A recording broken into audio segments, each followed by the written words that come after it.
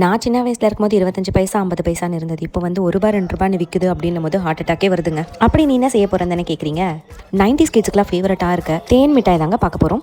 இதுக்கு 1 கப் வந்து இட்லி அரிசி, அதுக்கப்புறம் 1/2 கப் உளுந்து, இது ரெண்டுத்தையுமே வந்து ஒரு 3 ஹவர்ஸ் நான் வந்து தண்ணியில் ஊற வச்சு எடுத்து அதுக்கு கூடவே கொஞ்சமாக உப்பு போட்டு நான் நல்லா அரைச்சி எடுத்துக்கிறேன். அப்புறம் இன்னொரு பாத்திரத்தில் 1 கப் நான் வந்து சுகர் எடுத்திருக்கேன். அதுக்கு 1/2 கப் வந்து தண்ணி போட்டு நல்லா வந்து கொதிக்க விட்டுக்கிறேன்.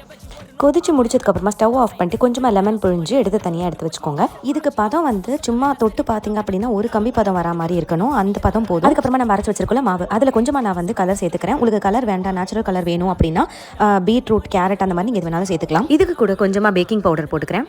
இப்போ இது எல்லாத்தையுமே நல்லா கலந்துட்டு எண்ணெய் நல்லா காஞ்சதுக்கு அப்புறமா நம்ம வச்சிருக்கிறது எல்லாத்தையுமே குட்டி குட்டியாக போட்டு நல்லா ஃப்ரை பண்ணி எடுத்துட்டு அதுக்கப்புறமா அதை வந்து அந்த ஜீரால கொஞ்ச நேரம் ஊற வச்சுட்டு அதுக்கப்புறமா எடுத்து பிளேட்ல தனித்தனியாக எடுத்து வச்சுட்டேன். நான் ஓவர் நைட் விட்டுட்டேன். காலையில் எழுந்து பார்த்தா சூப்பராக வந்திருந்தது. உங்களுக்கே பார்த்தாவே தெரியும், உள்ள நல்லா ஜீராலாம் சூப்பராக இருந்துச்சு. ட்ரை பண்ணிட்டு கமெண்ட்ல சொல்லுங்க. தேங்க்ஸ் ஃபார் வாட்சிங். பாய்.